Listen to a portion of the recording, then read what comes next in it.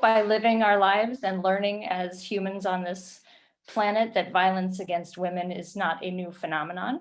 These are some images that have come up through our respective work and investigations between myself and Doctors Meenakshi Chhabra and Dr. Sonia Pérez-Villanueva, just some images that I think really resonate with this notion of violence being a pandemic that we are seeking to elevate and promote awareness and activism about. Violence against women has been recognized globally as a human rights violation. So here are just a couple of images of major global organizations that have made public statements and stand up against violence that is known to be occurring around the globe. We began this work together in 2016, literally sitting around a table at Lesley University. And the work that we've been doing together really seeks to elevate voices and raise awareness about victims and survivors' stories. So this for us is an opportunity to come together. As I hear the dings happening, I can't see anything as I'm sharing my screen, but I'm really happy to hear the dings, recognizing that more people are entering this discourse with us. So this is a bit of text to explain where we began and what we hold dear. So the Violence Against Women initiative is ultimately a platform to engage with victims and survivors' own stories, to bring about a deeper awareness of individual and collective experiences. And the definition of women is all embracing and includes transgender women.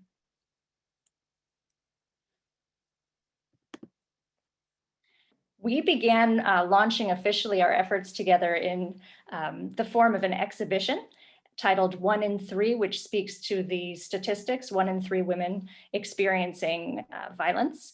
And we kicked it off with an exhibition held at the Blunder Art Gallery on Lesley's campus, and also a conference. We have featured our 2 keynote speakers, as well as a scene from the closing dramatic reading of a play.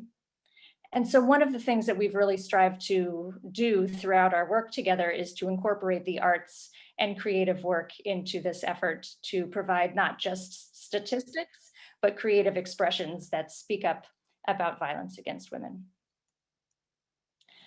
After that event in 2018, many of the participants in the conference joined us to submit stories and scholarly work that we published in the Violence Against Women Journal, published by SAGE. And this fall, we presented at the National Council Against Domestic Violence Conference to join others around the country who were sharing stories about their own efforts to raise awareness and help eradicate violence against women. With that brief but rushed introduction, we want to maximize our time for our panelists. I'm happy to welcome a very strong woman in her own right, our president, Janet Steinmayer. Thank you so much, Lisa and Meenakshi and Sonia, for inviting me to say a few words and for putting together this amazing conference. And Lisa, in a very short time, you certainly portrayed the importance and the breadth of what you're doing, and it's amazing. So thank you. I want to also welcome all our panelists. What an impressive group you have organized here, and give a particular welcome back to our alumna panelist, Iliana Valentín, class of 2020. Thank you so much for coming back and talking with us. We are grateful to you all for making time in your busy schedules to share your perspectives and your expertise on this critically important topic. As a former women's college, Lesley has always taken a strong interest in advancing the educational and employment opportunities for women.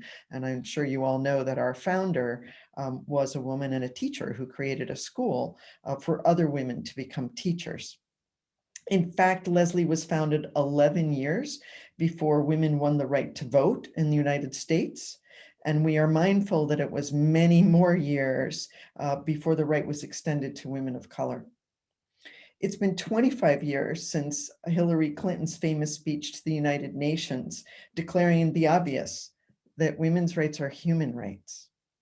But the pandemic has really highlighted how fragile these rights are and how closely they're linked to education and employment opportunities. With the impact of the pandemic, we're witnessing how the erosion of women's economic security contributes to the epidemic of violence against women. We know the pandemic has disproportionately affected employment of women and women of color. Women around the world lost $800 billion last year in income, according to an Oxfam study. Globally, they lost 64 million jobs. These are disturbing trends, and they're not limited to women in developing countries. A recent Washington Post ABC News survey found that a quarter of college-educated American women are financially less well off than they were before the pandemic, compared to 18% of men. And in fact, over 2 million American women have left their jobs during the pandemic, and many more have lost jobs in the service and retail sectors. As this level of stress has mounted over the past year, domestic violence, as you know, has soared. Women with less economic security are less able to leave abusive relationships. Social isolation both provokes and gives cover to abuse. In London, the murder of Amy Stringfellow by her male partner sparked a national campaign to end domestic violence and femicide in the UK. Closer to home, the Brigham and Women's Hospital reports that radiology scans and superficial wounds consistent with domestic abuse from March 11th to May 3rd of this year exceeded the totals for the same period in 2018 and 2019 combined. I know the distinguished panelists we have here, we'll have the opportunity to hear from this morning, are keenly aware of how many women are at an increased risk of violence. And I'm proud that Lesley and the people from Lesley on this Zoom are sponsoring this incredibly important discussion. So again, thank you all for being here and for the work each of you does on behalf of women. Lisa, shall I turn it back to you? Great, thank you. And as you were reading, President Steinmayer, my own nervous butterflies were replaced by renewed energy to remember our origins at Lesley University, and the statistics that you shared are really motivating and energizing in a frustrating but very important way. Thank you so much. Those were beautiful, beautiful remarks. Let me share with you the way we have framed the session today. We will be introducing each of our amazing panelists, Meenakshi and Sonia and I. Each individual has approximately 10 minutes to share about their work. And then at the end, at the conclusion of those individual presentations, we will have time for questions and conversation. And as you listen and feel moved to do so, we invite you to put any comments, questions, thoughts into the chat. We recognize that some of what will be shared will be disturbing. I used a word frustrating a minute ago. Yes, frustrating, and really striking at the core of a pandemic that's been going on for thousands and thousands of years. So just recognizing that we're sitting with this difficult stuff and coming together in an effort to strengthen our network of colleagues active around the world. We appreciate your presence being here. I will now transition. Oh, and actually I do, before I forget, I would love to thank the Provost, Chief Academic Officer Jonathan Jefferson, for his support of this event and support of leaders across our university for the last several years to make this work possible. Every time I click, there we go. So these are the framing questions that we've provided to each of our panelists. I'll rest there so that your eyes can read them and take those in. That's just a framework. People will be welcome to share additional pieces as well. I'm going to introduce State Representative Tram Nguyen. She's the representative for the 18th Essex District. She's a first-generation Vietnamese American immigrant and was the first person in her family to attend college and law school. She earned a bachelor's degree from Tufts University and a Juris Doctor from Northeastern University School of Law. Nguyen has been a fearless advocate for domestic violence survivors, workers, seniors, veterans, and children. She has also engaged in legislative advocacy to push for laws that address issues of racial and economic justice and protect the rights of the most vulnerable populations. Nguyen was first elected into office in November 2018 and is the first Vietnamese American woman in elected office in the Commonwealth, the first Vietnamese American elected to the Massachusetts House of Representatives, and the first Asian American on the board of directors of the Massachusetts Caucus of Women Legislators. She has received several recognitions and awards, including the Lawrence Bar Association Merit Award, Young Democratic Elected of the Year Award in 2020, the Council of State Government 20 Under 40 Award, also in 2020, and she has been recently nominated to receive the prestigious Gabriel Giffords Rising Star Award. Over to you, Representative Nguyen. Thank you so much, Meenakshi, for the introduction. And I share all of your sentiments. Such an unfortunate situation, but that is the world that we live in. And certainly, I'm so glad that we're continuing with this and creating this space so that we can continue. I forget who had mentioned this earlier, but it is very important for us to not let them get the best of us. And so this is really wonderful to be able to be in this space with you all, and looking forward to having this very important conversation. Unfortunately, I do have to leave at 11, but I was so looking forward to the poem. All of that happened. So I look forward to seeing the recording when all of this is over. As introduced, I am a state representative for the 18th Essex District, but prior to getting elected, I was a legal services attorney with Greater Boston Legal Services. I actually started out my legal career as an Equal Justice Works Fellow, focusing on helping survivors of domestic violence and sexual assault, particularly in the Vietnamese American community. At that time, I was the only Vietnamese American woman or attorney doing legal services and helping folks particularly with language issues and particularly new immigrants coming over here. And we all know how vulnerable women are, how vulnerable women of color are, but also the extra layer of being new immigrants in this country. Those were the people that I represented when I first started out on my in my legal career, and then moved on to help other vulnerable communities. But what I saw during that work was just how strong individuals are. By the time they came to me, I mean, that was the most striking thing about my work, was that legal services is not a concept that many people understand, for sure. Legal services is not something that's available in many other countries. So I remember representing some of my clients, and when they came in, it was very confusing to them because, number one, the journey it took them to get to me was just incredible. But when they got to me, they just really didn't understand what my role was. So when we started talking about, their issues and what they were dealing with at home, it really took multiple conversations and to really understand their cultural background to even get to the issue of violence. One memory I had was of a client who I was representing her. She came in, she wanted to be separated from the husband. And I kept asking her, so are you a victim of domestic violence? And for her, that concept really didn't click. She kept saying no. And I couldn't figure out why. I was like, so I guess, why do you want to get separated with him? And it took several conversations because she kept saying, she just wanted to protect herself, protect her children, but really did not accept herself as a survivor or victim of domestic violence. And then fast forward several months later, on Christmas Eve, I got a call that she was in the hospital and he had really hurt her that time. And I, after she healed and we got back into the office, I asked her, well, what happened? I kept talking about domestic violence and you kept saying that, that you're not a victim. And what I learned from that experience was that in her mind, she was not a victim because she wasn't bleeding. In her concept, he was beating her, he was pushing down the stairs, he was throwing things at her. But in her mind, a domestic violence victim is someone, you have to be bleeding, you have to end up in the hospital. So after she ended up in the hospital is when she finally accepted, oh, I am a victim. And so that cultural piece is just really, it stuck with me. And so I learned to ask questions very specifically about actions and not assume that people have an understanding of domestic violence the way that we understand it, because we are in that work.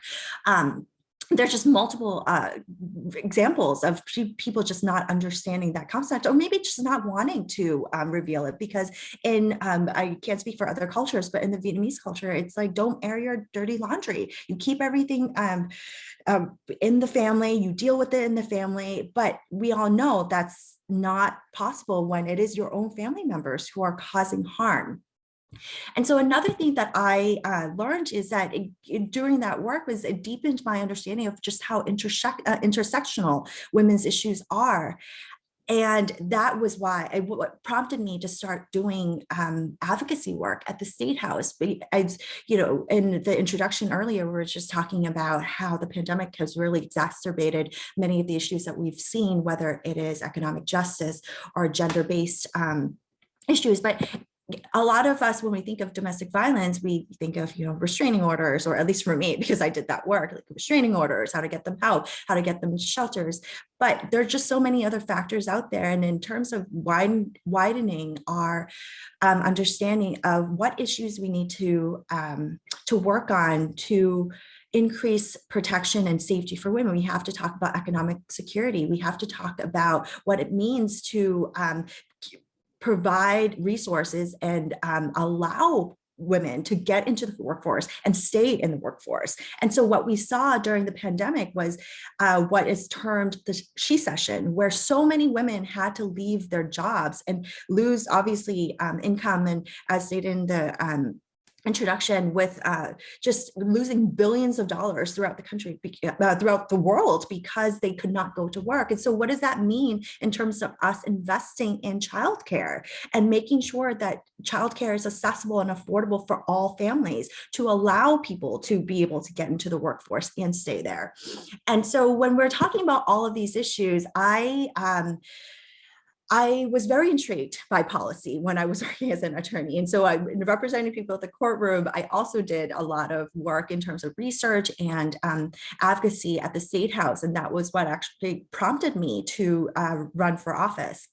I ran for the first time as a first-time candidate in 2018 against an incumbent, long-term incumbent, who really was the complete polar opposite of where I stood on all of these policies. To be frank, I'm a Democrat running against a Republican, a very far right Tea Party Republican at the time. But it's not just these labels, it's really what you care about and what you want to work on and what you prioritize.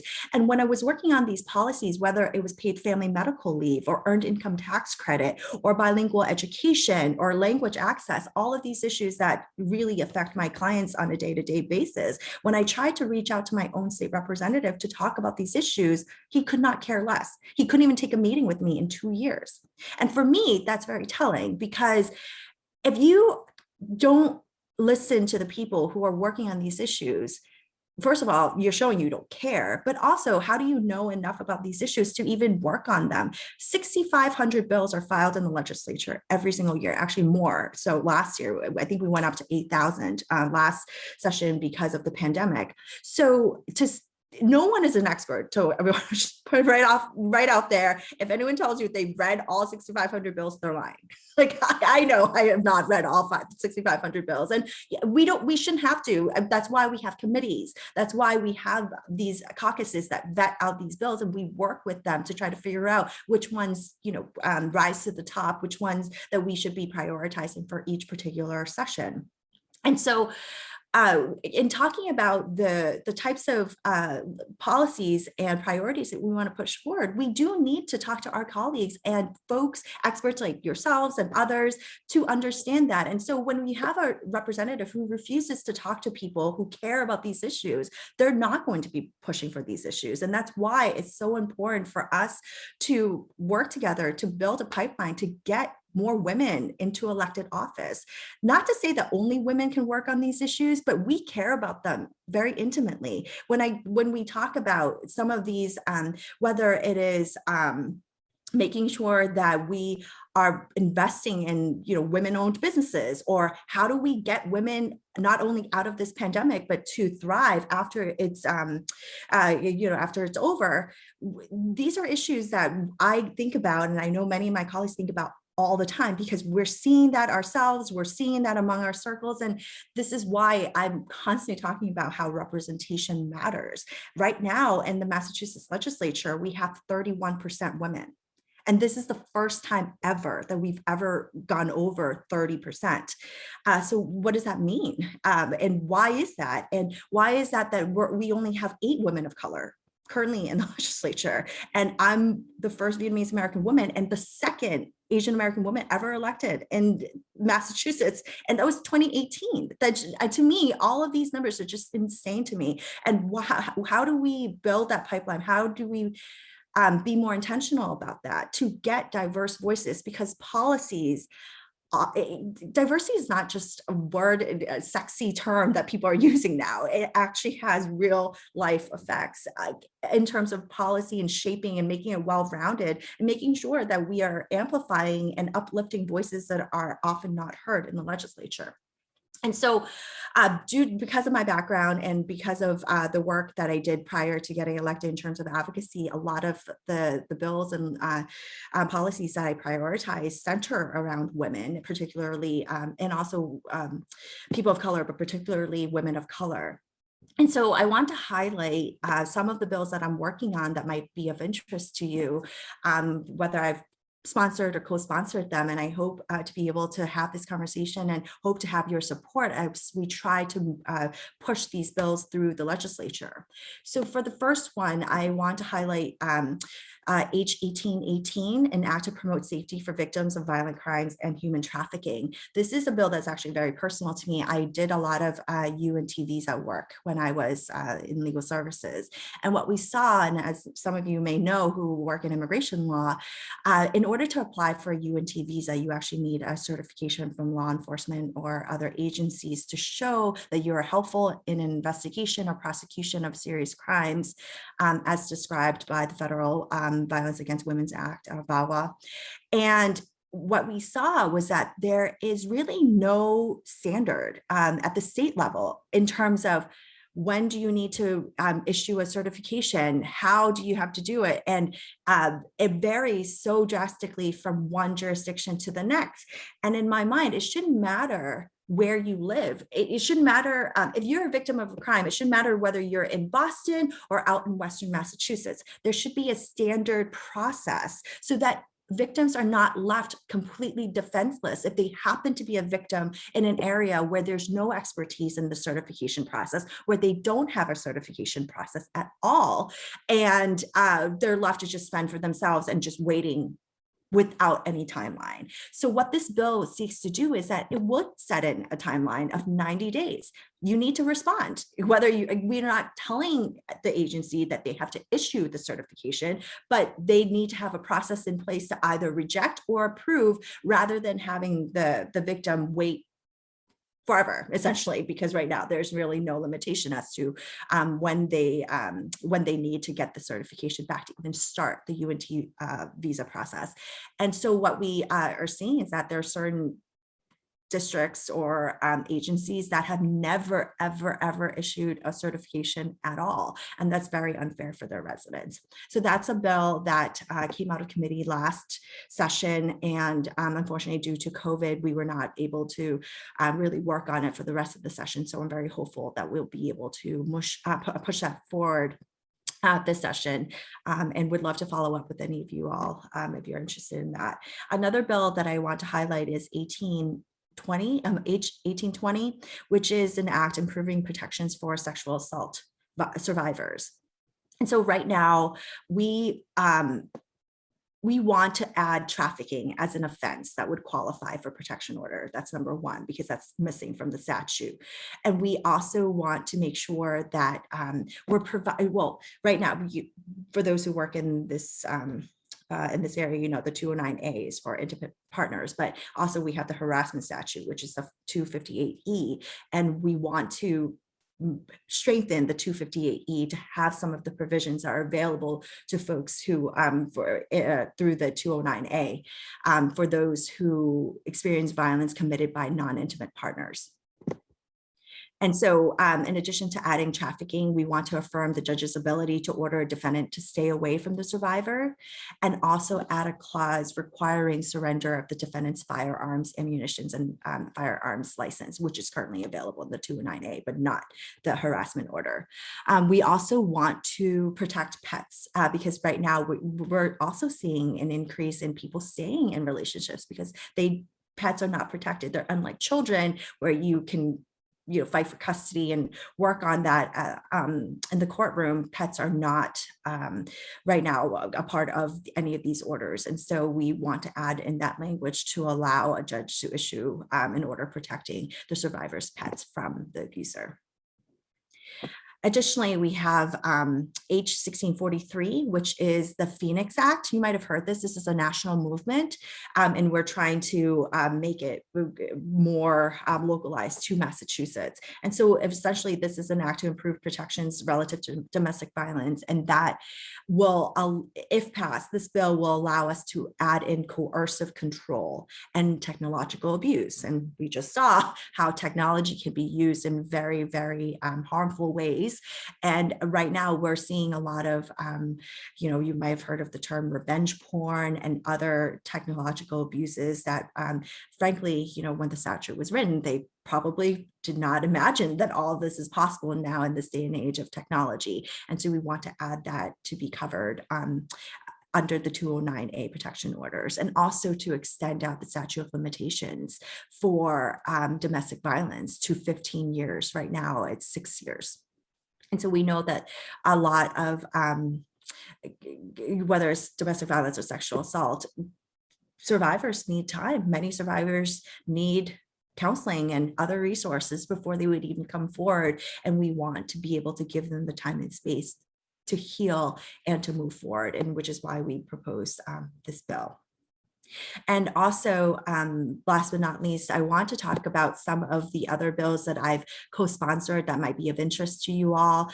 There is the Healthy Youth Act, which is H 673, which would require age-appropriate, medically accurate, and comprehensive sexual health education for K-12 students to introduce them to important concepts like consent, boundaries, healthy relationships, as well as including LGBTQ+ topics in schools.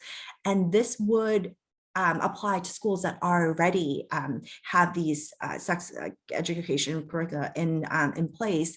And we want to make sure that we are teaching our kids at a very young age what that means to build in consent and boundaries, because we hope that that would decrease sexual assault and other unhealthy relationships that they might encounter in their lifetime.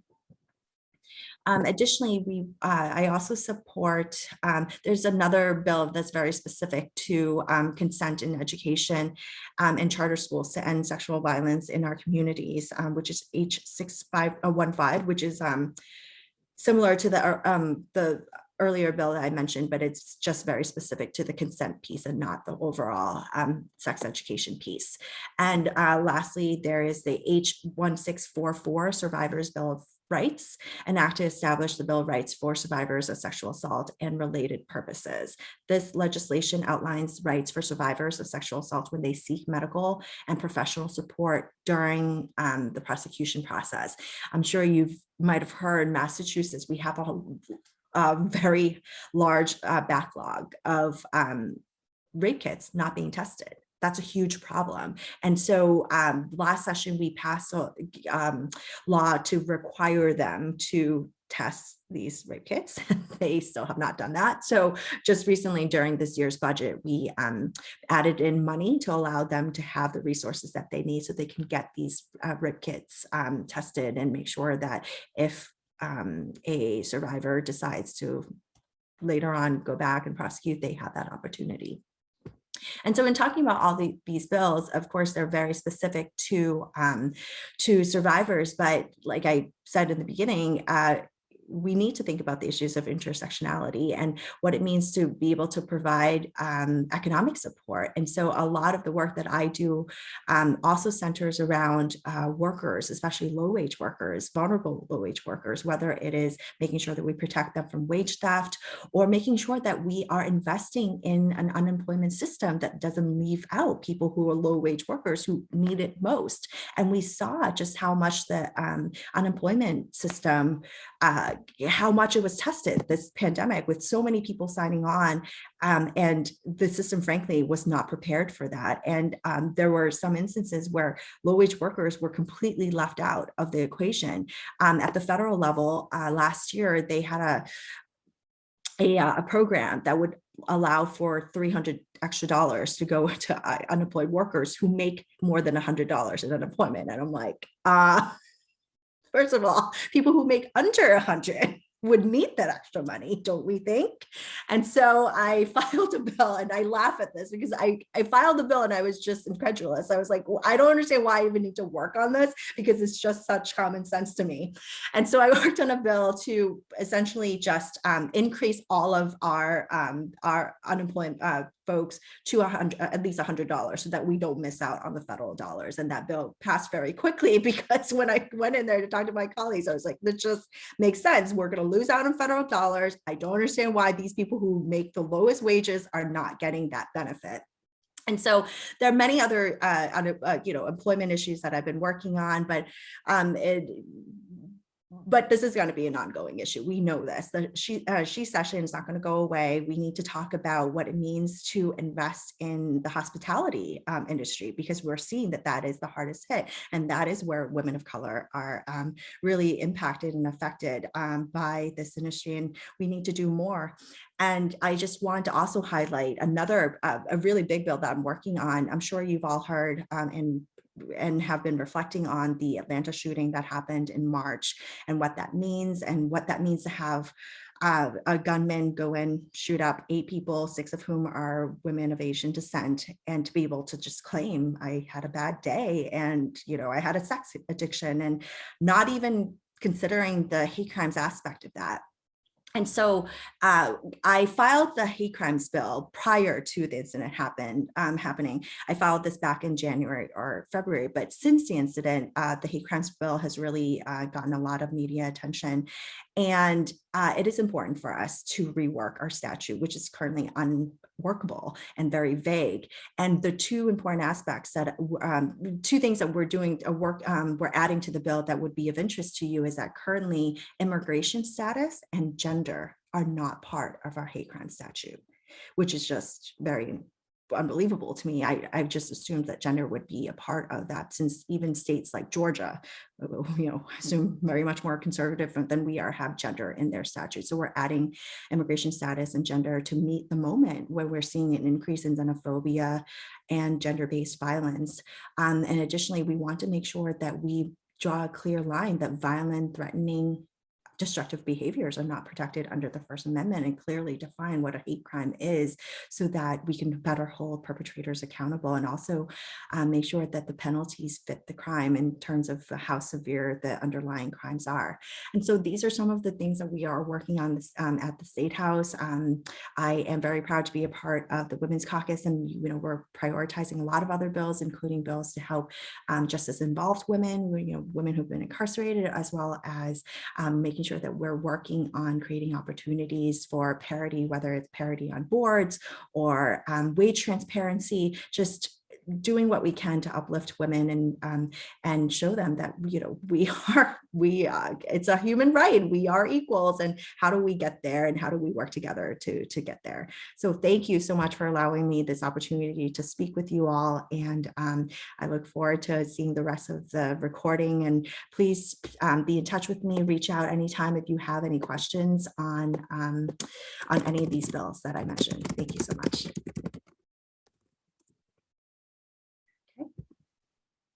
Thank you so much. We really appreciate you making the time, and it's, again, just reinvigorating, re-energizing to hear about these efforts and the legislation that we know strengthens the work, certainly codifies it, and when people make the effort to vote and enforce, it's very much appreciated. Thank you so much. So we were going to hear from Iliana Valentín next. We're going to have to keep you in some additional suspense with regard to her poem. Oh, wait, here she comes again. Short-lived suspense. Bear with me. Iliana, are you here? Yes, my apologies. No worries, we literally just transitioned. I'm going to share my screen again with the PowerPoint, and Sonia, would you like to? May I interrupt you? I'm so sorry. Yeah. I just got a message from Mariya that she has to leave at 11:15. Okay. So I was wondering if we could change the schedule again. Iliana, would that be okay? It would. I do only need like 2 minutes though. Okay, Not so much. let's start with Iliana then, and then we will move on to Mariya. Let me introduce you to Iliana Valentín, as I was trying to do before. She's a poet, educator, and activist. She graduated from Lesley University in 2020 with a double major in secondary education and English literature. She's a founding member of Informed Immigrants and Allies, a web-based group committed to presenting information of critical importance to the public. Featuring online materials and podcasts, Informed educates people as to how they can exercise their rights to participate in civic processes. Iliana? Thank you. That was my clock. I'm sorry, that was loud. I come from the nervous jangling of keys when I'm trying to get through my front door in time to beat the group of hungry men behind me. It is winter and it is cold, and they are looking for someplace warm to force their hardened egos. They don't stop looking when spring comes.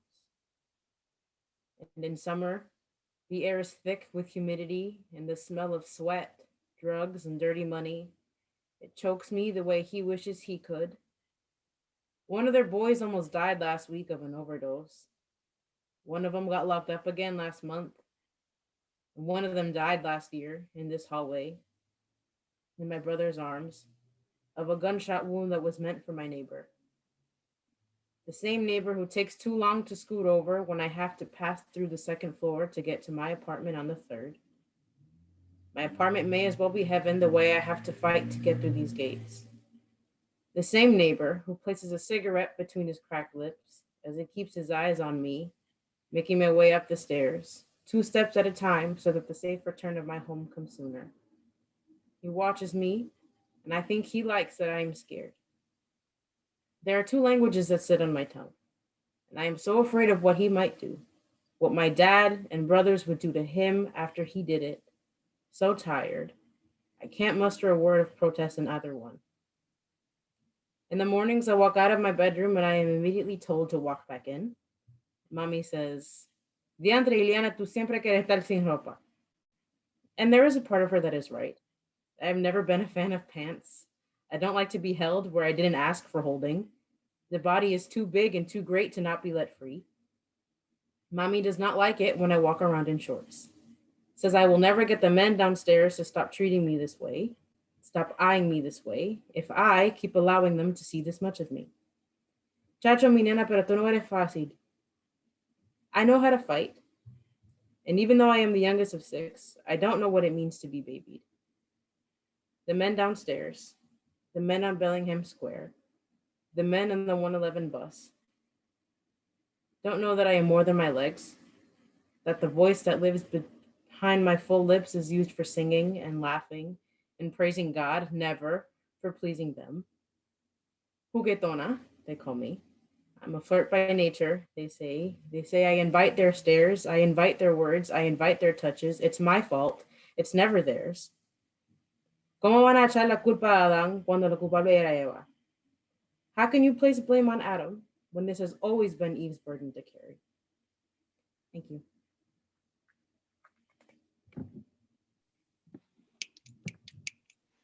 Thank you. Thank you, Iliana. Thank you, Iliana. Great. Sonia, you'll announce Mariya. Yes, it is an honor to introduce Mariya Taher.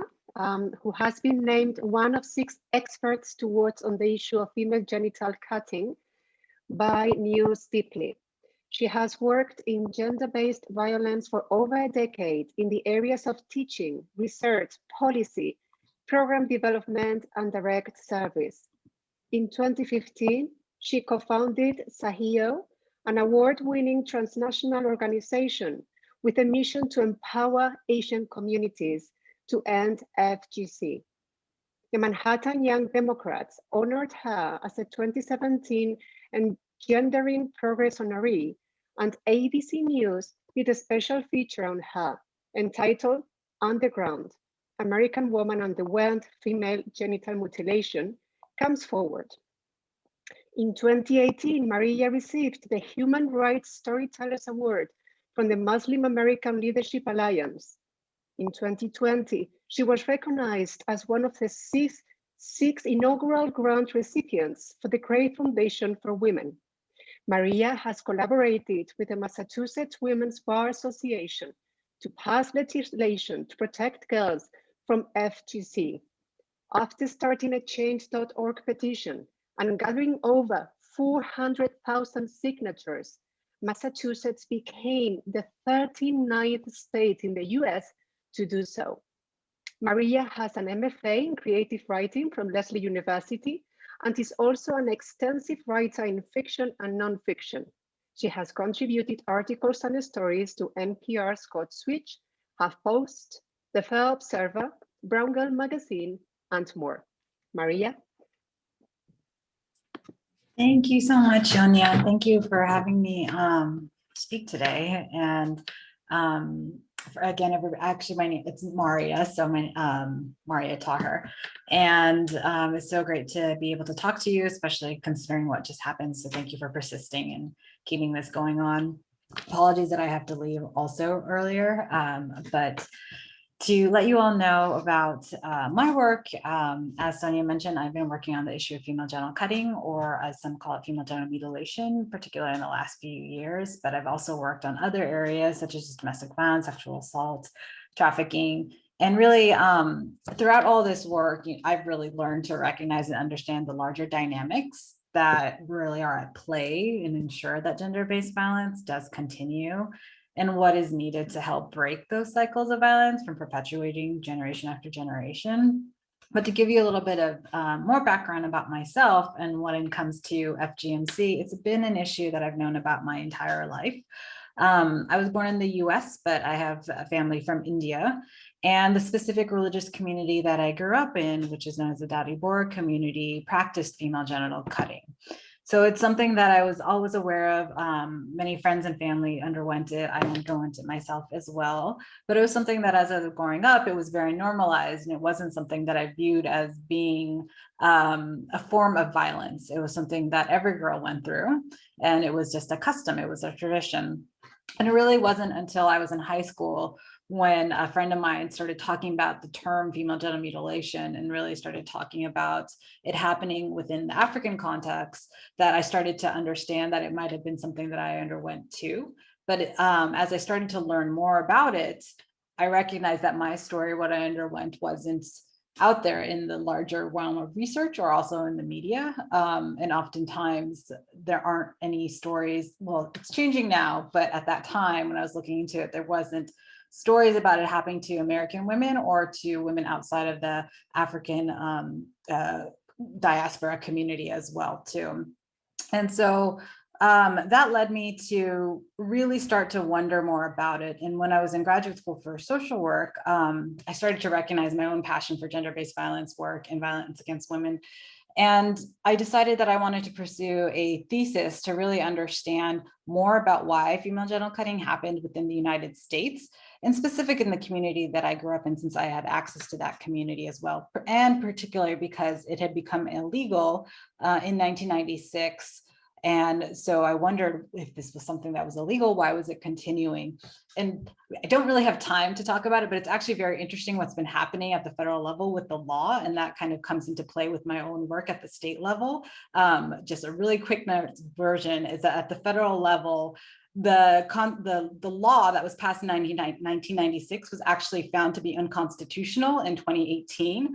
And then what happened was a series of events that happened. There was a doctor charged in Michigan with performing female genital cutting, and that led to many states passing laws, but it also led to Congress actually working to strengthen the 1996 law and to make it much more representative in terms of not only making it clear that FGMC is illegal, but also providing education and outreach components. That just passed in January 2021. So that's a whole nother topic, but there has been a lot of activity around that's been happening too.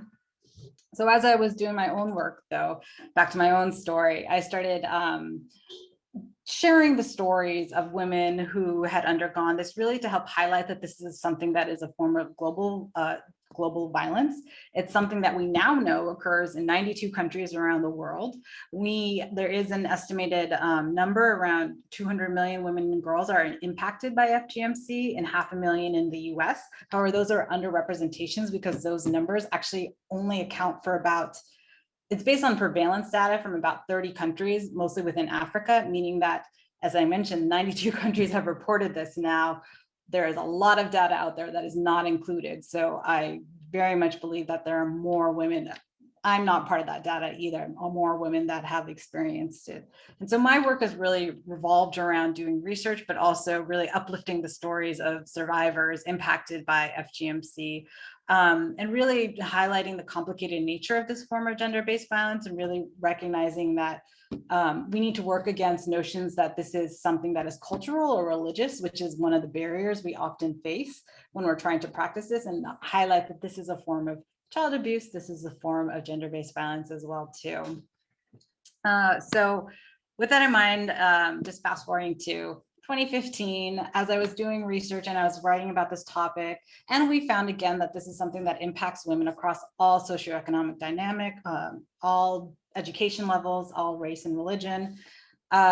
I connected with 4 other women who would be the co-founders of SEO, the organization I co-founded in 2015, really to highlight the topic of FGMC within Asian communities and other underrepresented communities as well too. And our mission is really to work with communities to work through dialogue, education, and collaboration based on community involvement to create change. And one of the things that we did when we first started was did a large scale study to really understand the impact within the Bora community, again, the community that I grew up in, because there just wasn't research out there. And we were able to have 385 women take part in this study. And we learned 2 really important findings. We learned a lot, but 2 important findings were that 80% of the women said they had been cut. And then we also found that 81% said they didn't want it to continue on to the next generation. And that was very surprising for us to learn, because the question is, if they don't want it to continue, why is it continuing? And we recognize again that it really is entrenched in this culture of silence, and that it's a learned form of violence. So many, and it varies community to community, but there are similar dynamics, and that element of silence, that kind of learned behavior around that you're not supposed to talk about, that this is a woman's private issue, those types of dynamics that we were encountering were parts of the reasons why this was continuing. And so we had to break that silence, and storytelling is one way to do that, which is why many of our programming and a lot of the work that I do revolves around this idea: how do we take the shame out of talking about these issues and making it a public issue versus this idea that it's in the private realm, which is something I think is similar when you think about domestic violence and sexual assault too, those similar dynamics and challenges that we face. And with that, since then, we've done a lot of other projects revolving around storytelling. I'll just quickly talk about one of our projects. Because of the pandemic, also, we've had to obviously, like many other organizations, find a way to continue to provide services. And we've been able to transition all of our programs online. And one of the projects we do is called the Voices to End FGMC project. It's a digital storytelling project where we bring in impacted communities, so women, but also men who are coming from communities where FGMC is practiced, because we realize it's really important to have them as allies, particularly when you're sometimes hearing that this is done for the benefit of men as well. And they come together in workshops where they're able to build relationships with one another. So able to kind of really break that sense of isolation that they might have with undergoing this, but then also learn their own advocacy skills and also be able to create short videos in their own voices. And the idea is giving them agency over their story again, so that they can talk about this in a way that they feel comfortable. And then we've been able to use those videos to really educate healthcare professionals, policymakers. We use them when we're working on the bill in Massachusetts too. I'm also working in Connecticut now to try to pass similar legislation. Connecticut is one of the 10 remaining states without a law. We've used it to also educate just larger communities in general. And then just wanted to quickly mention as well that, like what we're hearing, I mean, you know, violence against women, we're hearing it's the shadow pandemic. With FGMC, unfortunately, we are also seeing an impact in terms of an increase in FGMC being reported in certain countries around the world. And that's also tied in with just people being in lockdown mode, not being able to access education. And so we've heard reports of cutters being sort of going door to door, because this is an economic business in some communities as well. So having been able to kind of promote their own economic incentive, but also because of that lockdown, girls not having a safe place to go to. And so that has also led to the increase in this. Another unfortunate dynamic has just been that there has been, because of the pandemic and the lockdown and everything that has happened in certain countries, just in general, not being able to access services as needed. So we have seen a shift in many organizations trying to go virtual. But again, in some ways it's helpful because we've been able to continue that and reach certain communities, but in other ways that has been challenging, particularly communities that don't have access to technology too. And I wish I had a lot more time to speak. I'm so sorry that I have to take off, but just wanted to thank you all and thank you for letting me talk about this issue for a little bit too. And I hope that the rest of this meeting goes well, and I will check out the recording because I would love to learn more about all the work that everyone else is doing too. But thank you. Thank you, Mariya.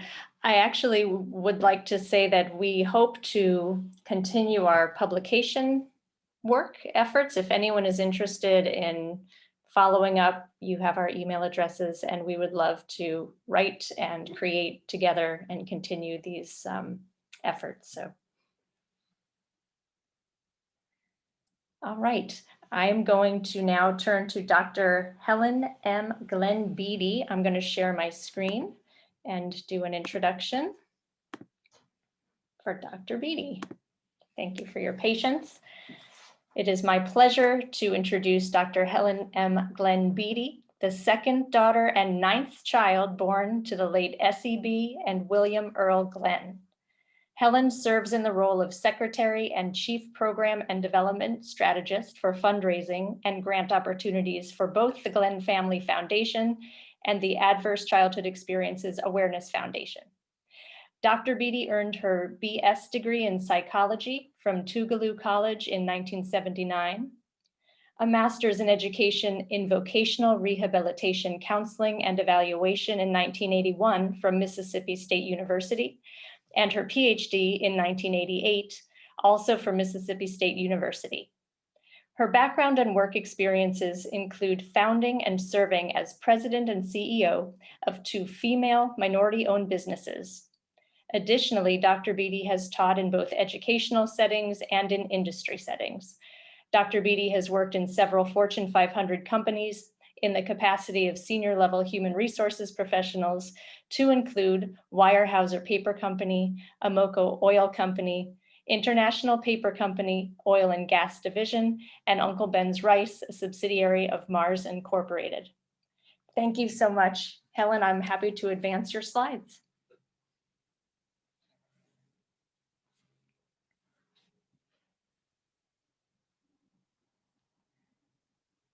I realized I'm on mute. Thank you so very much, Lisa, for your kind words of introduction. Can you all hear me?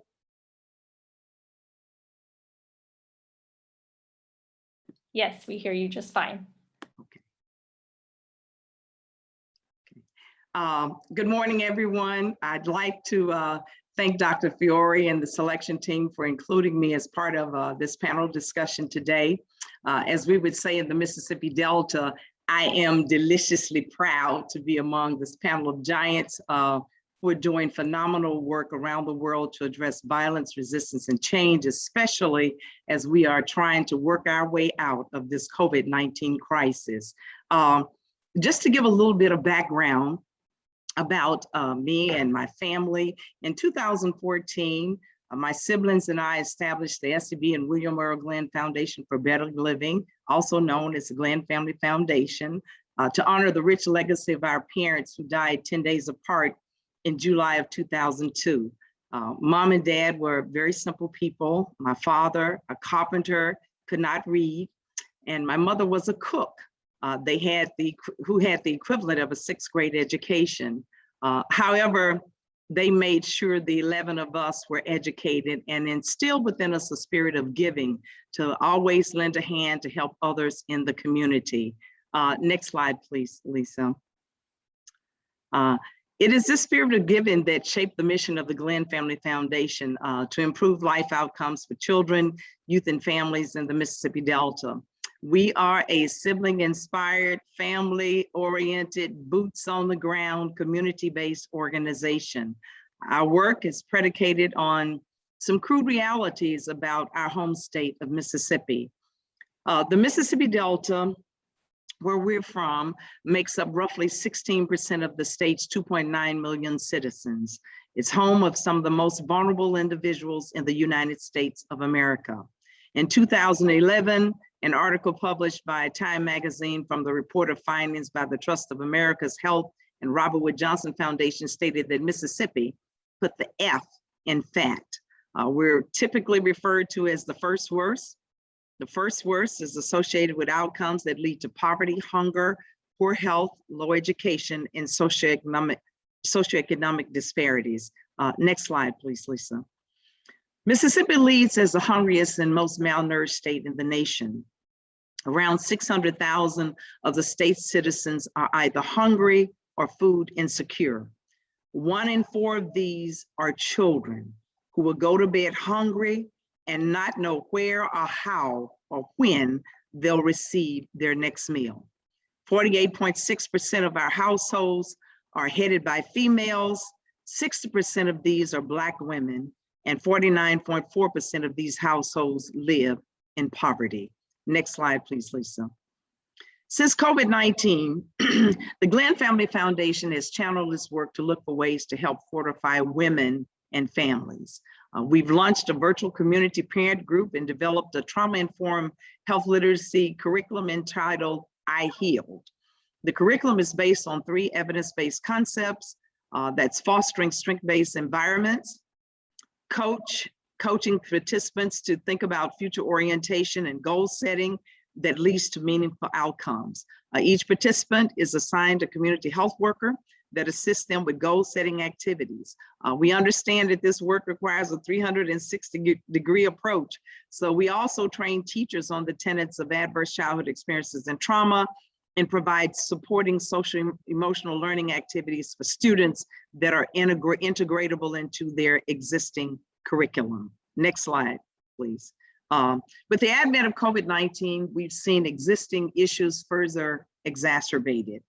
Our work takes place in Sunflower County, one of the poorest counties in the Mississippi Delta. We now provide weekend Saturday and Sunday meals to 250 elementary school age children. Internet access, of course, is an issue in the Delta. We partner with the local church to provide Wi-Fi service so that residents in a neighboring affordable housing complex can park in the church lot to access Wi-Fi for children to connect to online classes. We learned about services like easy texting to keep our parent group engaged. In April actually was Financial Literacy Month, and we had a CPA to join us during a Zoom call who discussed the importance of one's financial health and the importance of saving. And I'm so excited to report this morning that that CPA has committed to parents starting an investment club. We're really excited about this opportunity. COVID has been, and in some parts of the world, like the Mississippi Delta, it's a tsunami. But we know that COVID is not stronger than hope and love. And at the Glenn Family Foundation, we know we can coexist with women and families to set goals. It helps to renew their hope, and it certainly helps to fortify what's going on in the lives of women who are leading their families. Next slide, please. I thank you for the opportunity to share about the Glenn Family Foundation. I'm open to answering any questions later. Feel free to visit our website to learn more about our upcoming work with our Adverse Childhood Experiences Trauma Awareness Symposium. This is actually our second symposium. The first symposium hosted the group that coined the term adverse childhood experiences and trauma, Dr. Robert Anda and his team. This year, we'll have Dr. Phyllis Otley joining us. She's the Deputy Director of the CDC's Division of Violence and Prevention, and she'll be presenting on some recent data that the CDC has tracked as it relates to violence and the onset of COVID-19. The web address is found here, and I look forward to seeing you all joining us on June 21st for our Adverse Childhood Experiences Trauma Awareness Symposium. Thank you for this time, and I look forward to engaging with you a little bit later. Thank you so much, Dr. Beady. All right, Sonia, would you like to do the next introduction? Absolutely. Thank you very much, Lisa. And we're going to continue with Laura Viñuela. Laura Viñuela has a degree in musicology and an MA in Women's Studies by the University of Oviedo in Spain. She has worked independently as a gender consultant since 2005. She's an expert in feminist education and specifically in the prevention of teenage gender violence within the educational system. Her research in feminist musicology and her expertise in popular music studies have allowed her to use music as a tool in her educational work in schools to prevent teenage gender violence. She has designed and implemented several gender violence prevention programs in high schools in Spain, working directly with students in classrooms. She also does teacher training programs in gender equality and prevention of violence against women. She collaborates with regional and local governments in the development of gender equality and violence prevention strategies in education. She is part of the board of the main Spanish Association for Gender Equality Education, Clavico. Laura? Thank you so much, Sonia, for the presentation and everyone for being here. It's been great to listen to everybody that talked before me and very inspiring and great to know what's going on. And I will briefly tell you about what I'm doing in Spain at the moment. And well, first of all, I just wanted to say that I have not always focused on education and teenage gender violence. But when I set up my business, that Sonia also said it, that was in 2005, the Spanish Gender Violence Act was passed the year before, in 2004. So the topic was very big at the time in everything that was being done and in the policies and so on.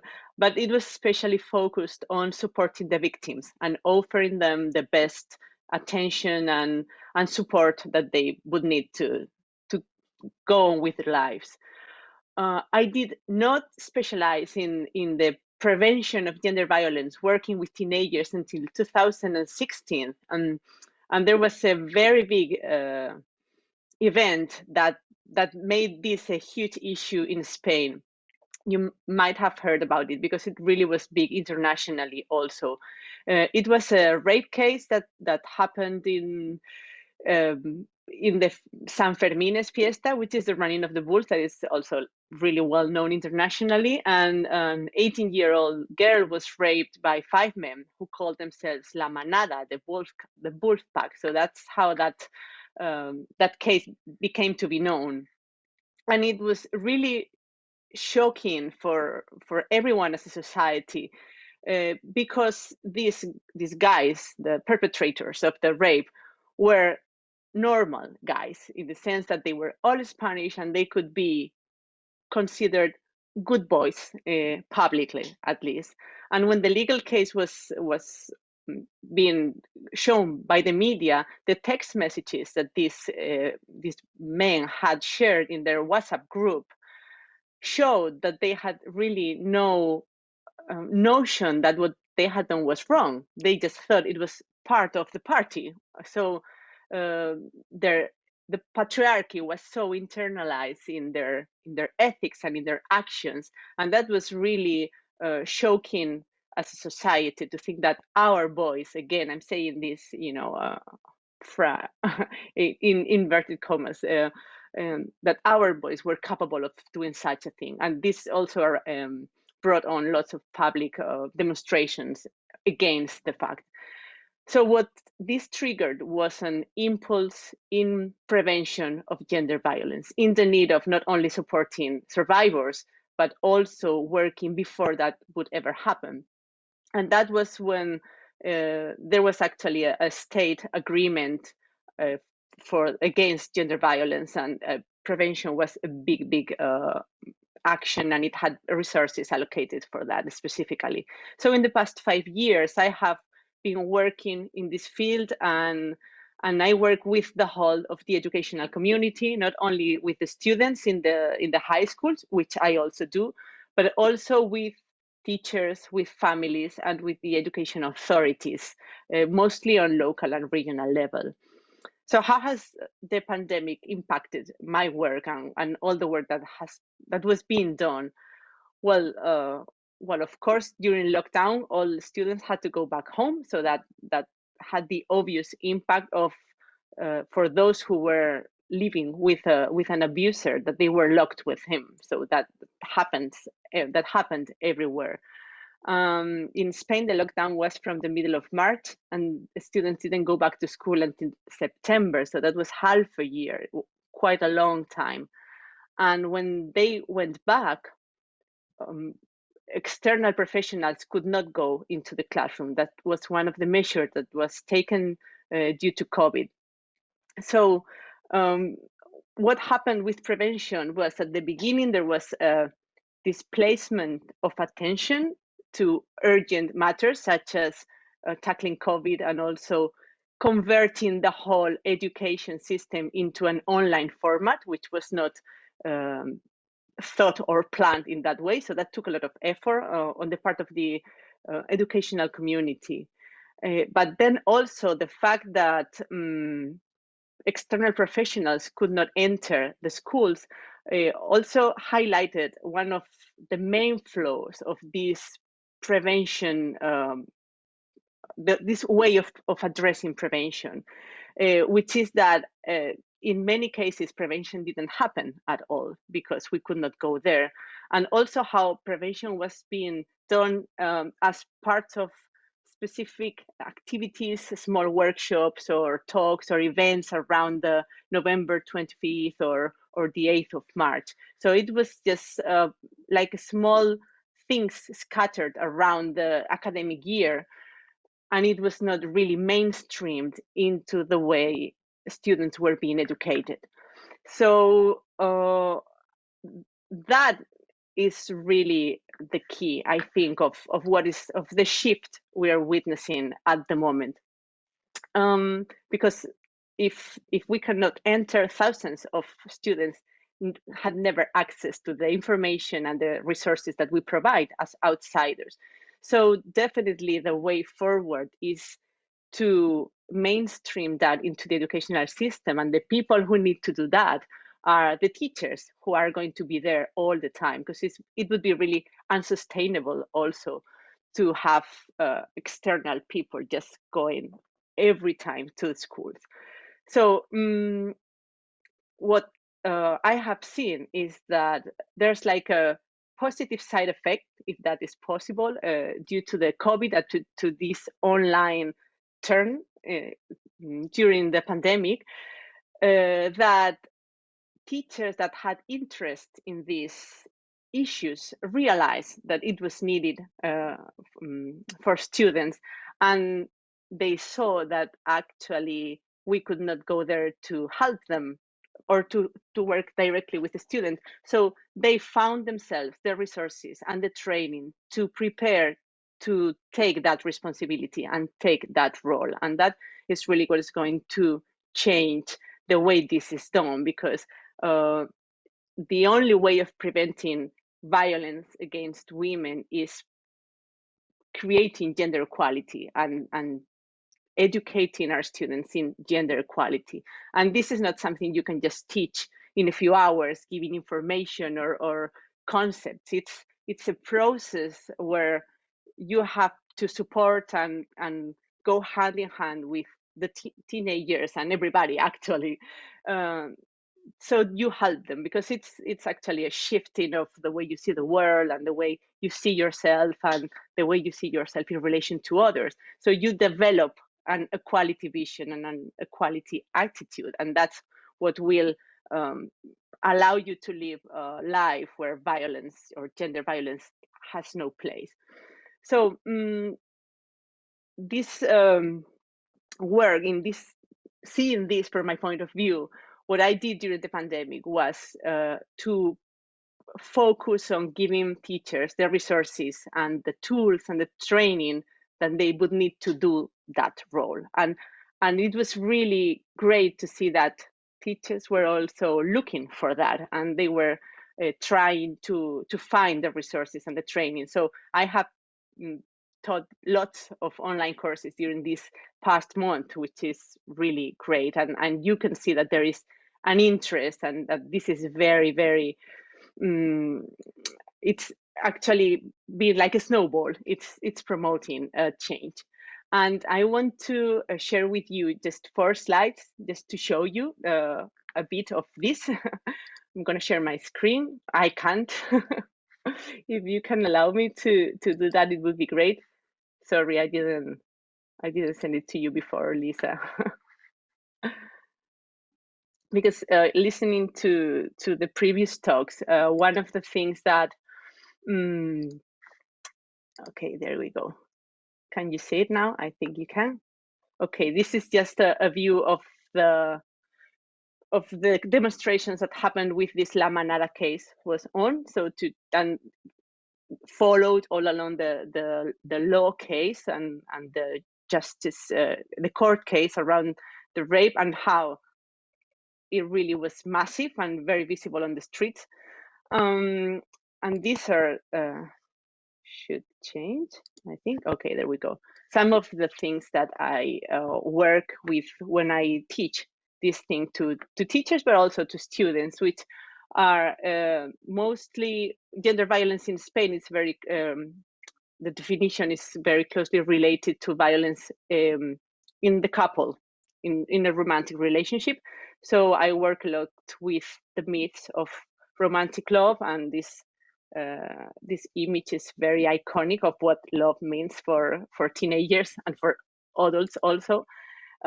This myth of you have to find your other half, and love is, this is in Spanish, but I mean, it's quite easy to understand. I think it's something that will be forever, and it's waiting for you somewhere. You will just feel it suddenly when it comes.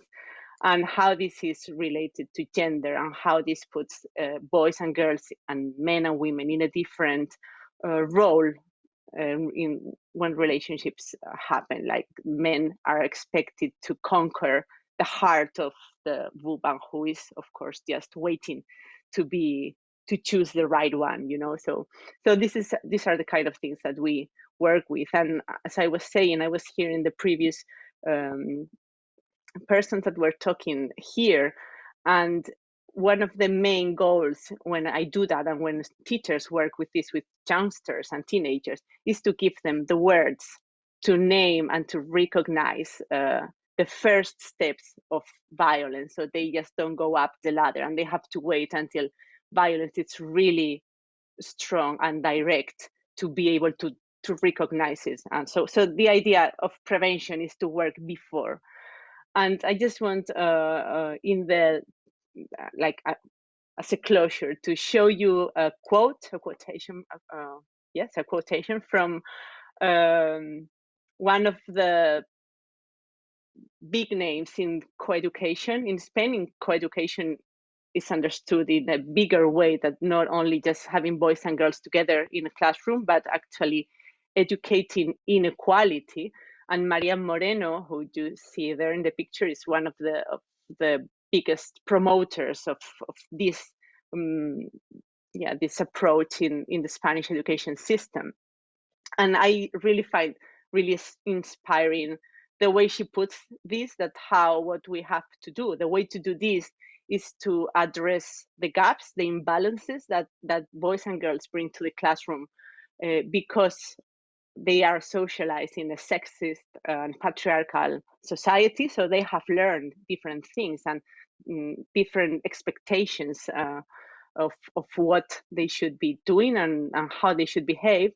And also the last part, the idea that coeducation and working in education from an equality perspective is, this is very utopical, but it's a way of showing students that there is another way, considering that for many of them, the classroom might be the only place where they can see that different way, and they will have the vision of that different possibility, a different world. So it's really utopial, and it's a very big goal, but we know this is needed. We know we are going against the flow when we do these things, and we have suffered it, but it works, and it's really rewarding, and it really I can't think of the word now, but it's worth it to do it, because we have to. It's the only way to change the world in a big way.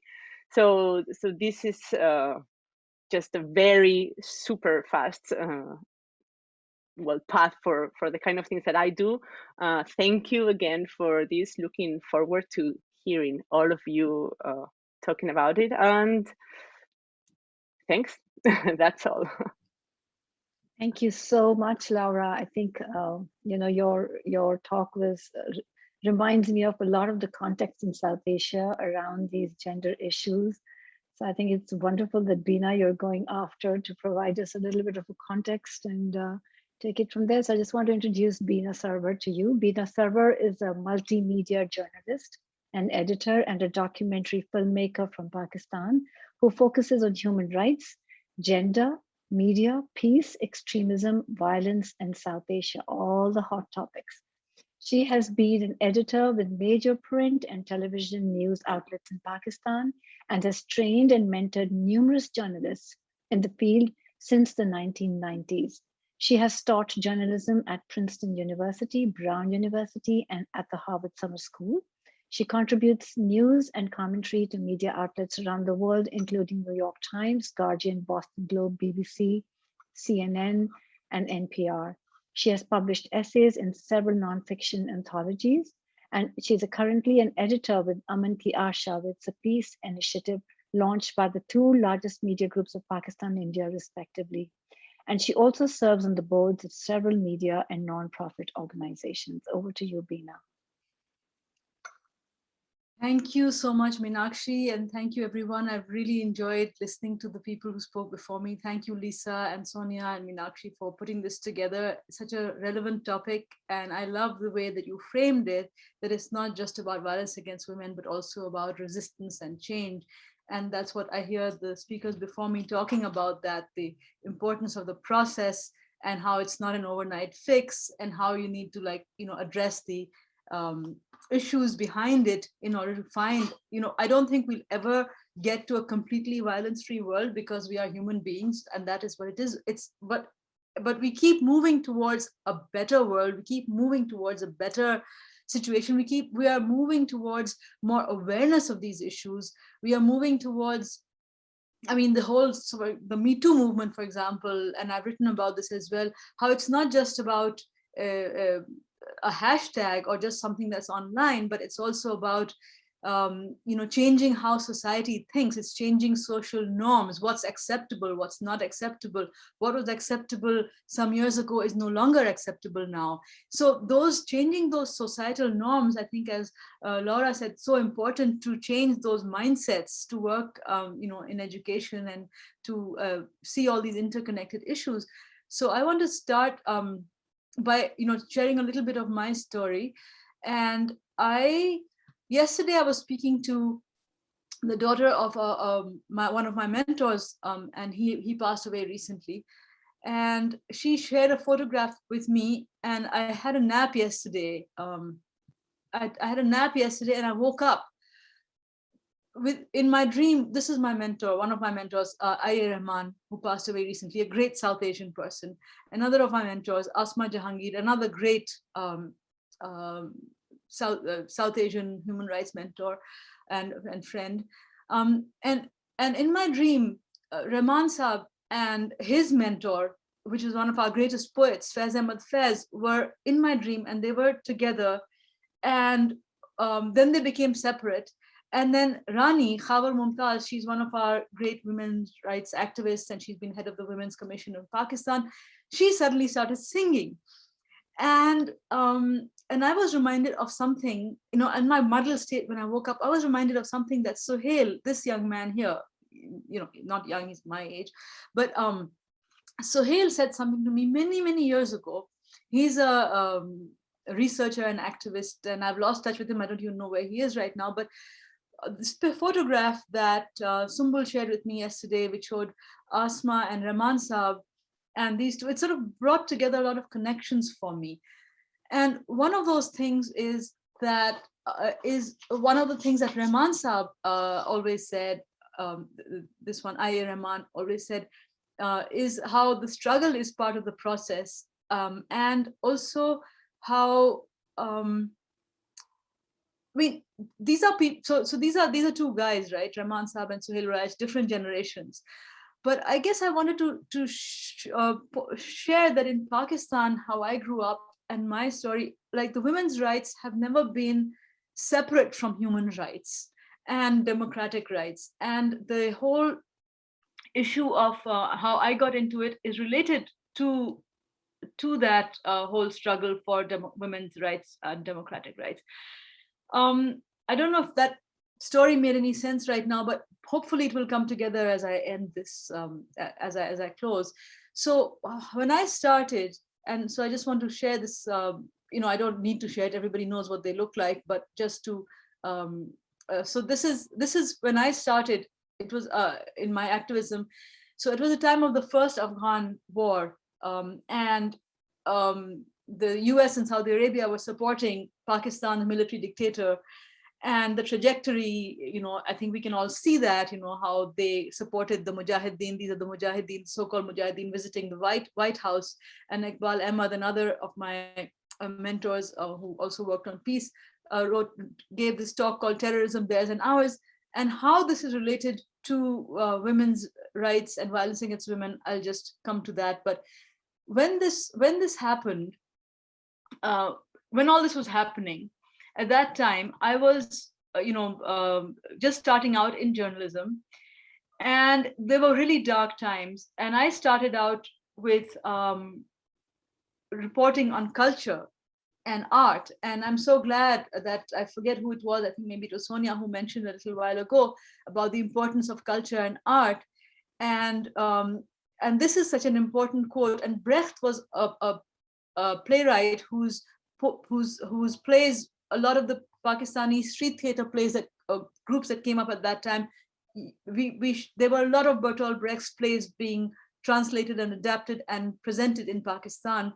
And and of course, in the dark times, will there also be singing? Yes, there will be singing about the dark times. So we are all doing that. So that's so powerful, those elements. And again, I guess what I'm trying to, it seems like a bit all over the place maybe, but for me, there are all these connections that are starting to come together now. And the Ziaul Haq military dictatorship, we had in 1979, just before I came into activism, he started he produced these laws, and I'll just put it on the screen just to make it easier for people. These laws called the Hudud laws in 1971, which made rape a private offense, with the onus of proof being on the woman to prove if it was rape. Otherwise, it was considered extramarital sex, which became a crime against the state. And the punishment for that was whipping or death by stoning. So women started organizing against these kind of, against this kind of thing, because these punishments started being given to the, given out by the courts: stoning to death, whipping. And some women, nobody has ever been stoned to death in Pakistan legally, like from the state, but there have been a lot of whippings, And so, fast forward to, I don't know if you remember this, this was the news all over the place. There was this video, and I was going to show a little clip of the video, but it's really distressing. In 2009, the Taliban took over Swat Valley. And this video, this 2-minute video, became viral of this woman being flogged. Okay, so there's these men holding her down, and she's got her head, and one of them is like literally like crouching over her. And this man is flogging her, and it's really distressing. He starts and she doesn't, there's no sound, but then, you start hearing her scream. And it's really, really distressing, and that created a lot of outrage. Now, these kind of punishments had been given out, and there was two very widespread reactions. One was of outrage, and another was, oh, that's videos of fake, and how did she get up and walk, and blah, blah, blah.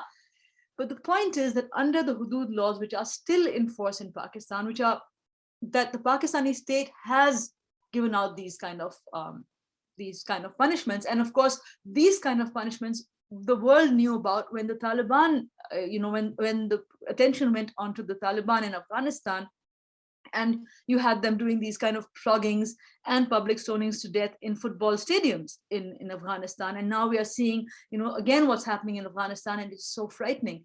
So I hope that you're seeing the connection between what happened then and what's happening now, and what was the Pakistani. So the violence against women, domestic violence is one pandemic, like people have said, has been going on forever.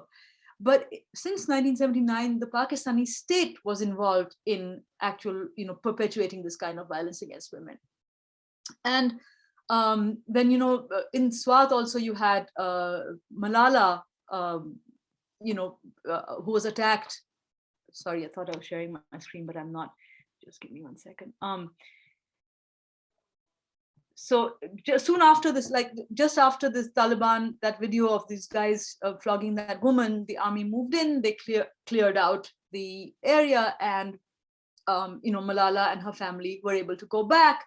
And this is a still from a documentary made before the attack on Malala with her father. And again, I'm showing her father like Rehman Saab, Sohail Baraiz, to show that this is not a gender war. There are many men who are our allies and who help us, enable us, empower us, and are with us.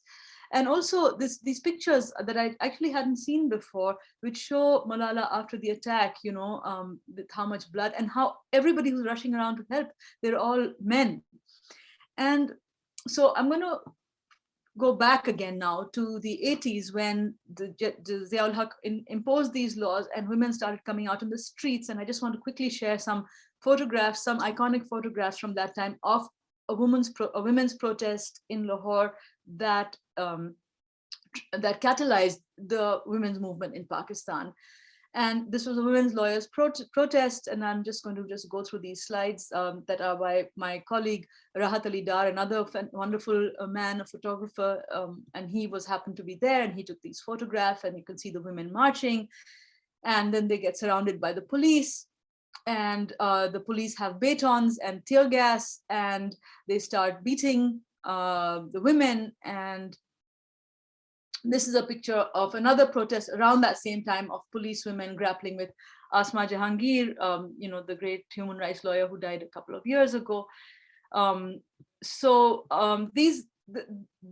this relates to that is that you see those trajectories, that back and forth thing. And I came across this wonderful term in a talk by a woman talking about racism here in America by a professor, and I can't remember the term, and I wrote it down. Hang on. It's she talked about how it goes back, how these but I think I probably won't be able to find that. I just suddenly remembered that thing, how the time folds back upon itself and then comes forward, how things go back and forth, But then at the same time, like I said at the start, we're moving hopefully forward in a better way. So at that time, this is pre-social media, and the women, it included, continuing to raise awareness. And this is an illustration by another wonderful male ally who did these wonderful illustrations when I was an intern at the Star. And it was so bold: should barbarity be sanctioned by law, which Pakistani law right now does. But if you say that, you're going to be, because there's religion involved. So this was an ad that they published in the papers, and people could clip out, and people clipped out, and I don't remember the exact number, but they got thousands of signatures from ordinary people against those laws that Zia had imposed. Now, to come back to my work, I just want to what am I doing? I've been reporting as a journalist, and as I report, I've been getting involved in activism. I get involved in activism, and I start organizing as well. So I just have a few slides just to give a flavor of this is a grassroots what women were doing, like organizing at the grassroots level on the ground with women who are not educated. And I do a report on it, and I think this is early 80s or mid 80s. In Pakistan. This is a report I did about women in South Asia, all across South Asia. This was about a gang rape case in 1992, where one of the first times that somebody came public about a gang rape case. And to comment again what Laura said, like when you, the bright side of these kind of things, or we're looking at how even when things are terrible, great disasters or great catastrophes catalyze activism and change. And so War Against Rape was an organization that began in Karachi that I reported on, and then I helped to start a chapter of that in Lahore. So that is still continuing. That work still continues. And then I did a bunch of a number of reports on violence against women for television. And I'm not going to, I have some clips, but I think I don't want to, I think I'm out of time. So how has the pandemic impacted these communities? It has forced many online, but then, like we've talked about, many don't have an online option. So Nandita Das, who's a wonderful actor in India, I just want to share like a couple of minutes. It's a 7-minute film, but I won't share it all. I'll just share a couple of minutes of it. She talks about, it's about this woman who's working online, and she's at home, and she's got her, her son is there, and she's trying to, it's called Listen to Her. And she's working and, making coffee for her husband, who's saying, can I have coffee, black, no sugar, blah, blah, blah. And then the phone rings, and it's a wrong number. And I'm just really fast forwarding this because, it's online. If you look for Nandita Das, Listen to Her, you'll find it.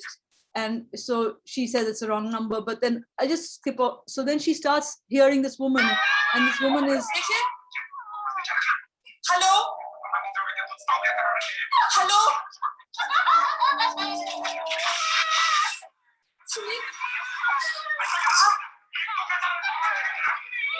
So she's listening to this domestic violence. This woman is calling for help. It's a wrong number. She listens, she calls the police. The police is like, sorry, we can't do anything.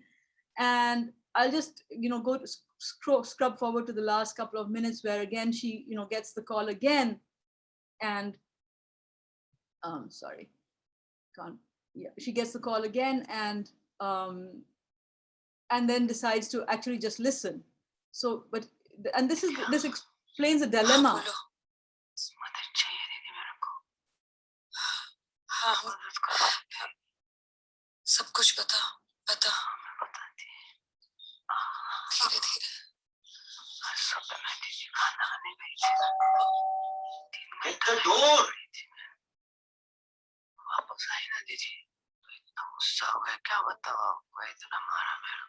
Open the door, na.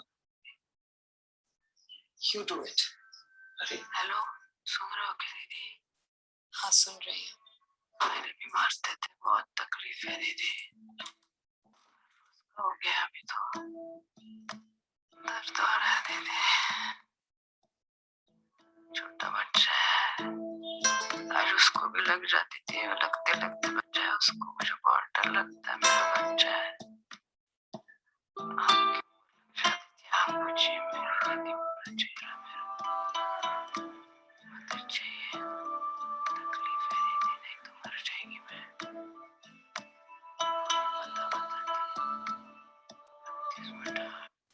So that I just wanted to share that because that really illustrates the heart of this dilemma that we are all in, that those of us who are educated, have access to tech, we can be online, we can be working, but out there, there's this ongoing pandemic, like so many people have talked about. And I don't know how my work contributes. That was one of the questions we were asked to address, but I do think that, like I said before, the struggle is part of the process. We do have to keep going on.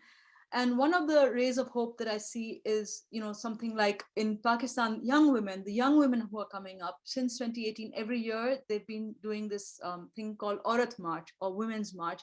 I'll just share a couple of photographs from it in a small clip from this year's Aurat March. Because that is what is happening now, and that is the reality. But then it also triggers the kind of attack we saw, the online trolling, the abuse. And and these pictures are from one city, but they were all over. These marches were held all over the country, even now in the pandemic. And this is a little clip I just play from one of my from a young reporter in Karachi on and she's I won't play the whole report, but it's a wonderful report, and I'll share with Meenakshi to put up later if you want.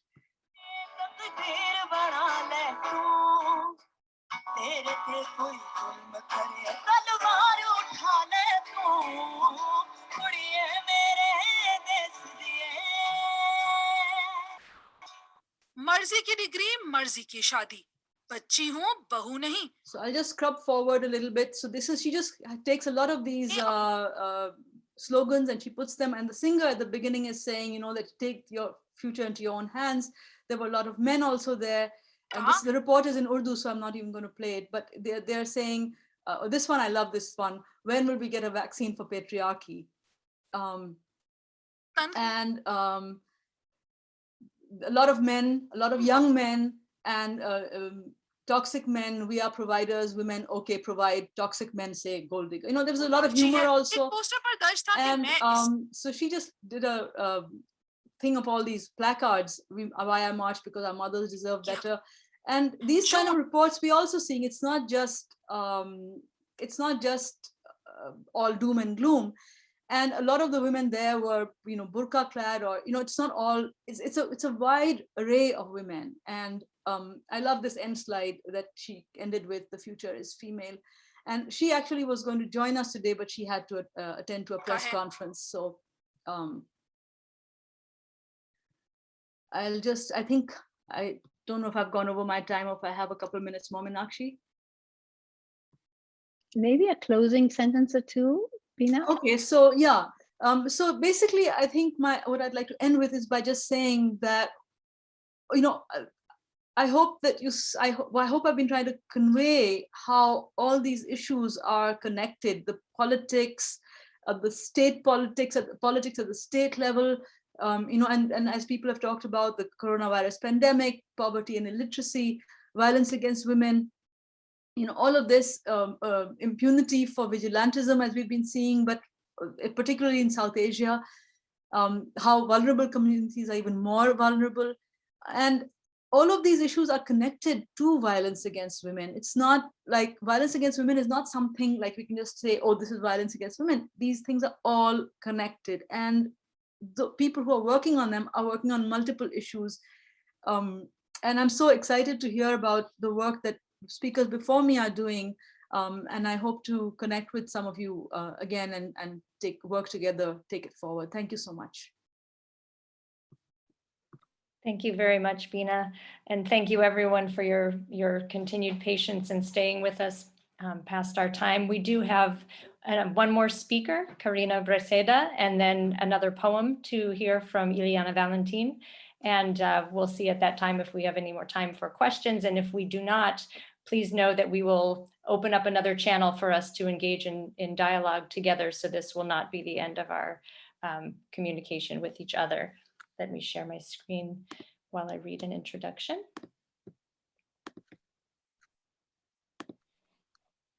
All right, our final panelist today, Karina Breceda, works as the executive director of a women's shelter in Ciudad Juarez, promoting the dignity and safety of the migrant community at the border. In 2019, Ciudad Juarez was in crisis with the Trump administration's Remain in Mexico policy, but Karina and her team of fellow activists were there to speak for justice and provide for suffering migrants. In 2020, Karina founded her own organization, Haznos Valer, to further serve the border community and confront the humanitarian crisis. She was recently featured in a special issue of Time magazine for Women and the Pandemic. And you can find more of Karina's work at a website that I will put in our chat. Thank you. Karina. Thank you for having me here. Well, I want to speak a little bit about what got me into the immigration issue on the border in Ciudad Juarez, because I initially started with a women's food program in the outskirts of the city. When the Trump administration implemented MPP, which is known as Remain in Mexico, even after all of my years working on the border and all of the issues that surround being a fronterizo and being a binational community, I had never quite seen an effect on my community as what MPP did.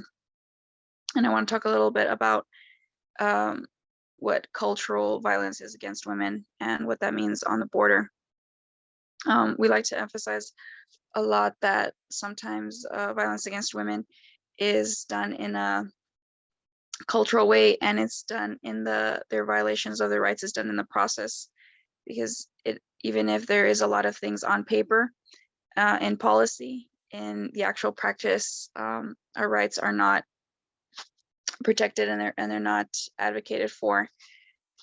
One of the ways that the Trump administration violated the rights of women was with our children, with our families, and the families that we were receiving. Specifically, when a woman would ask for medical care specific to gender issues, she needed medical care for her pregnancy, for afterbirth care, that was being denied. And then it was happening on both sides of the border. It was happening by the US side and then on the Mexican side. So together as a team, we realized that there needed to be a coordinated effort to confront this issue, because even though there was policy that and a lot of talk about women's rights and the issues that the women were facing, there wasn't any action being done. And because of the different areas that we worked through, we realized that there was a lot of issues that were falling through the cracks, specifically pregnancy. Recently, I also want to emphasize, because I think that it's not something that's being talked about in the Biden administration, the way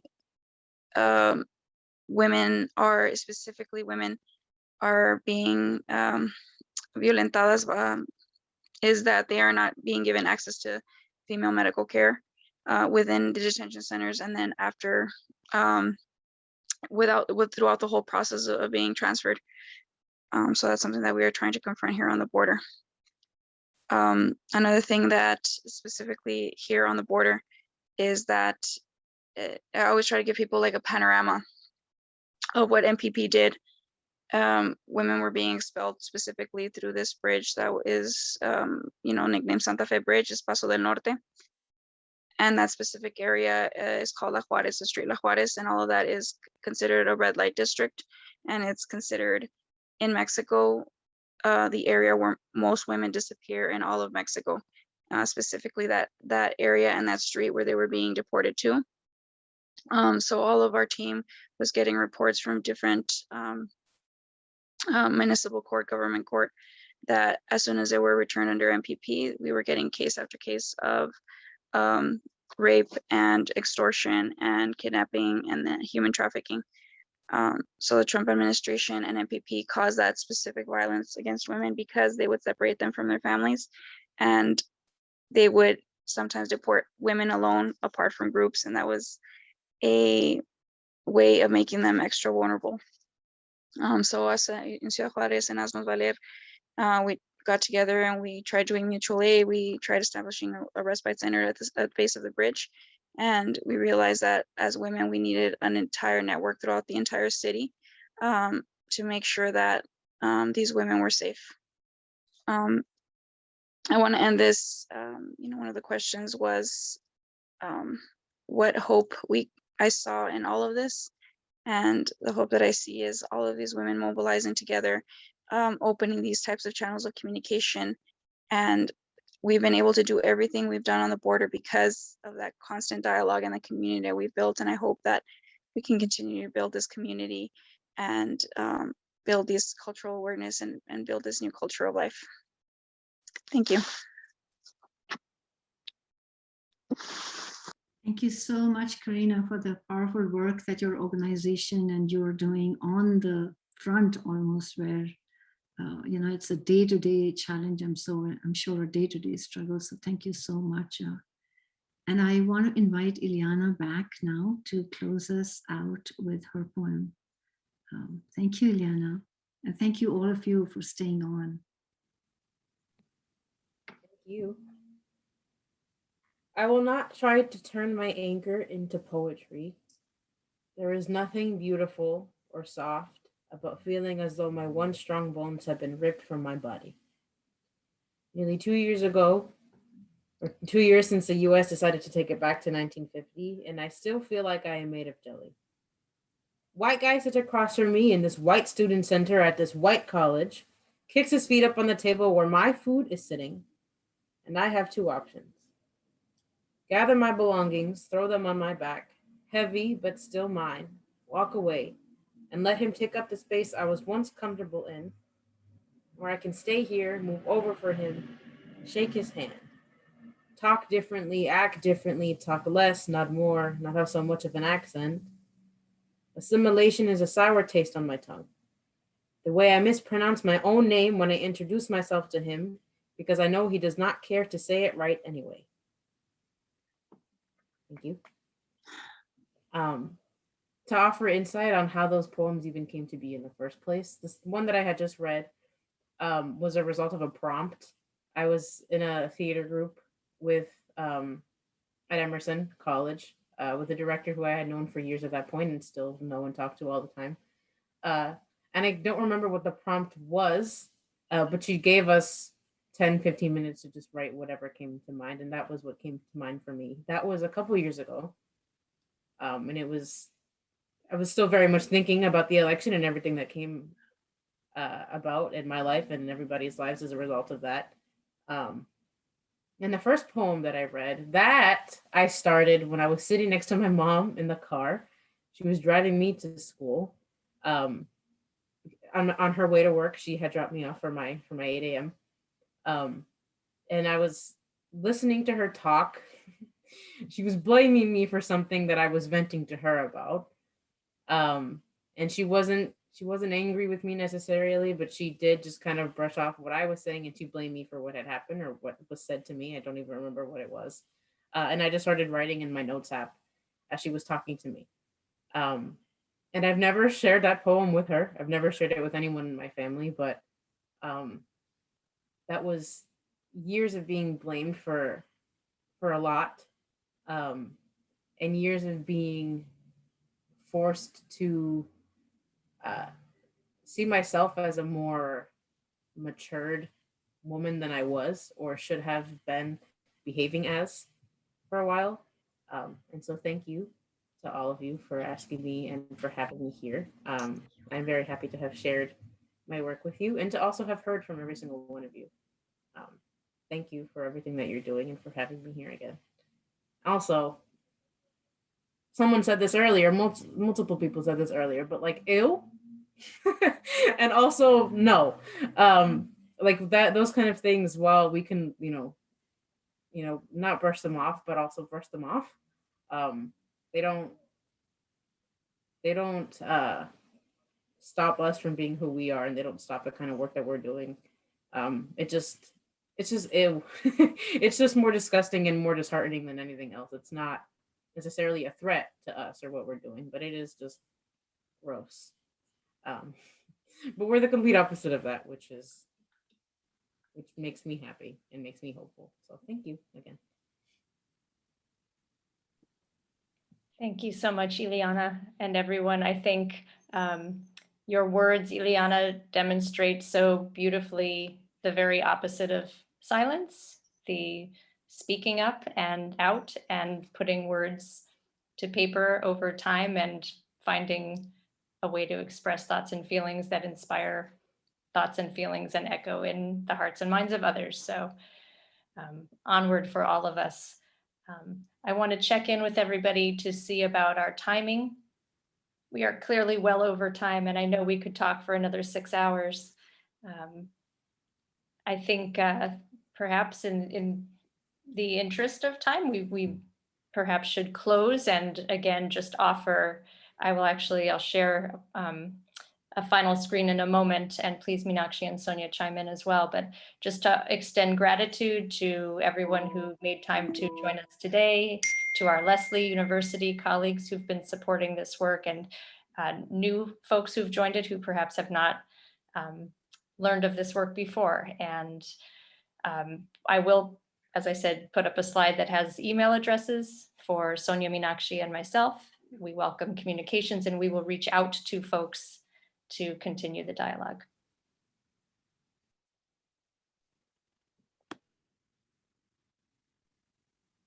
Thank you, Lisa. I just wanted to say as well, I wanted to thank you, all of you, for your continuous work, for your resilience as well. And I wanted to finish perhaps with the words by Nandita Das, the filmmaker that Beena introduced us to. Listen to her. I think this is something that you all are doing. We're all listening to her. We're listening to those very important stories. And we will keep listening, and we will keep doing what we do, and we will keep the work. Thank you very much to all of you. And likewise, thank you so much, with deepest, deepest gratitude for your presence and your offerings in the work that you're doing. And I hope we can stay in community and continue these conversations.